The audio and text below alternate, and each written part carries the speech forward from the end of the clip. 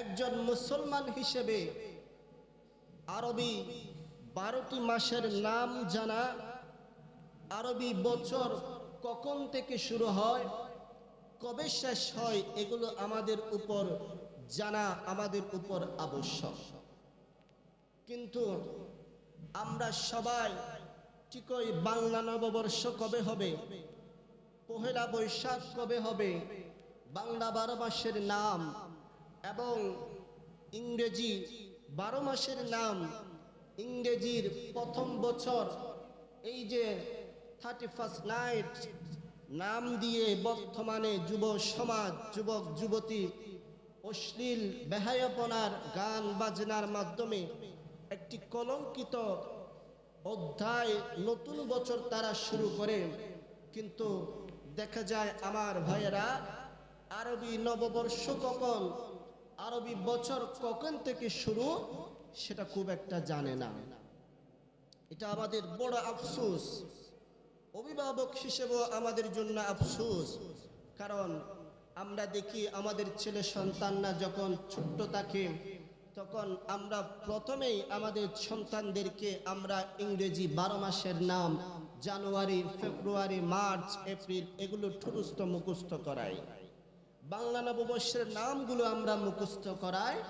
কিন্তু আমরা এই যে আমাদের ধর্ম, আমাদের কর্ম, আমাদের ইবাদত বান্দেগী, আমাদের সব কিছু যেই মাসটির সাথে জড়িত, যেই মাসটির সাথে সম্পর্কিত, সেই মাস, সেই মাসের নামগুলো আমরা ছেলে সন্তানদেরকে শেখাই না।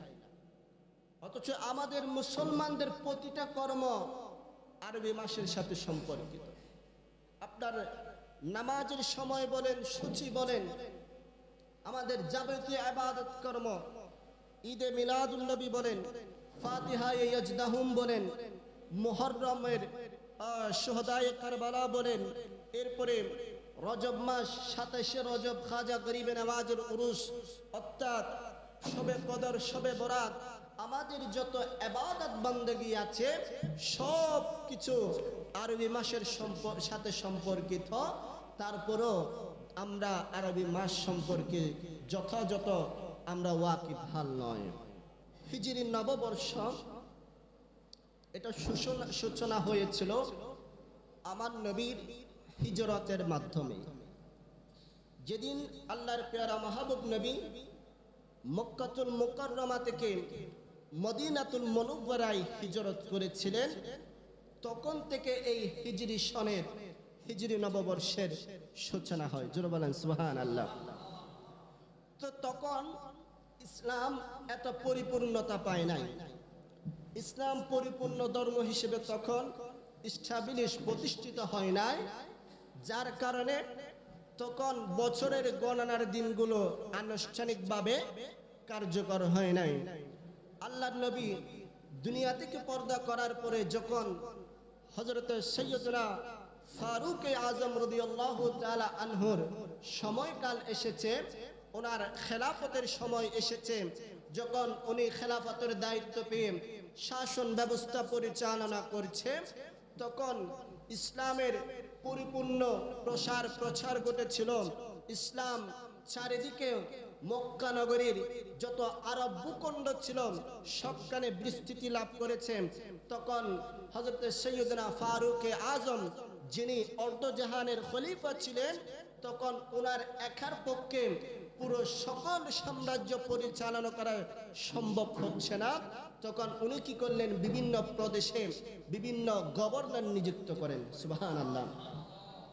তো তিনি সেই সুবাদে ইরাক এবং কুফার গভর্নর নিযুক্ত করেছিলেন হযরত সৈয়দনা আবু মুসা আশআরী রাদিয়াল্লাহু তাআলা আনহুকে। আবু মুসা আশআরী উনি ইরাক এবং কুফার গভর্নর ছিলেন।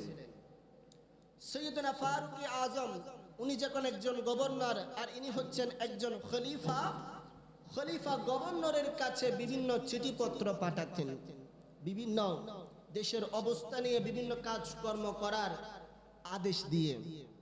তো এভাবে চিঠিপত্র, যেহেতু আবু মুসা আশআরী উনি একজন দুটা প্রদেশের গভর্নর ছিলেন, চিঠিপত্রগুলো আসতে আসতে একের পর এক জমা হয়ে যেত। যেমন আপনারা যারা জব করেন সরকারি অফিসের মধ্যে বিভিন্ন ফাইল আসে, ফাইলগুলো অনেক সময় কাজের ব্যস্ততায় জমা হয়ে যায়। যারা ব্যবসায়ী আছে বিভিন্ন কাস্টমারের হিসাব, বাকি নগদ, এগুলো লিখতে লিখতে সারা বছরের একটা হিসাব জমা হয়ে যায়। তো আপনারা হিসাবগুলো কে কোন সময় আপনার থেকে বাজার করেছিল, কে কোন সময়ে আপনার কাছে ফাইল দিয়েছিল, এগুলো উপরে যখন তারিখ একটা ডেট ফিক্স থাকে, লেখা থাকে, আপনি সেটা দেখে এটা কখনের হিসাব সেটা আপনি ফাইন্ড আউট করে নেন। তো আবু মুসা আশআরী তখন তো ওনার চিঠির মধ্যে কোনো ডেট ছিল না, কোনো তারিখ ছিল না, কোনো সময় ছিল না, কোনো কিছুর নাম ছিল না, একদম সাদা একটা কোনো মাসের বছরের নাম ছিল না। এটা কোন সময়ের চিঠি, কোন চিঠিটা আগে দিয়েছিল, কোন চিঠিটা পরে দিয়েছিল, কোনটা কখনের কোন কাজ আগে করার নির্দেশ দিয়েছিল, সেটা তিনি গুলিয়ে ফেলেছেন, সেটার হিসাব তিনি মিলাতে পারছেন না। সুবহানাল্লাহ বলেন। তখন তিনি ফারুকে আজমের কাছে চিঠি পাঠালেন, হে আমিরুল মুমিনিন উমর ইবনুল খাত্তাব রাদিয়াল্লাহু তাআলা আনহু, আপনি আমার কাছে চিঠি পাঠালেন, এখানে চিঠি আসতে আসতে জমা হয়ে গেছে।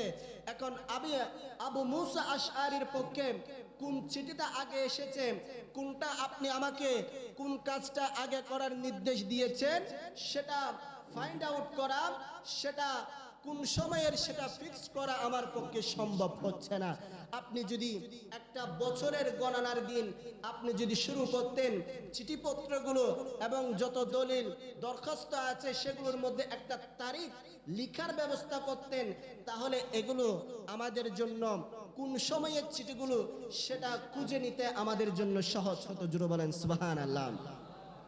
এই নির্দেশ পাওয়ার পরে ফারুকে আজম তৎক্ষণাৎ মজলিসে শুরার সদস্যদেরকে নিয়ে ওই সময়ের জলিলুল কদর আবার নবীর বড় বড় সাহাবায়ে কেরাম সৈয়দনা উসমান গনি যুন্নুরাইন এবং মৌলা আলী শের খুদা রাদিয়াল্লাহু তাআলা আনহুর মতো জলিলুল কদর সাহাবায়ে কেরামদেরকে নিয়ে একটা বৈঠকে বসেন, একটা পরামর্শ সভার মধ্যে বসেন।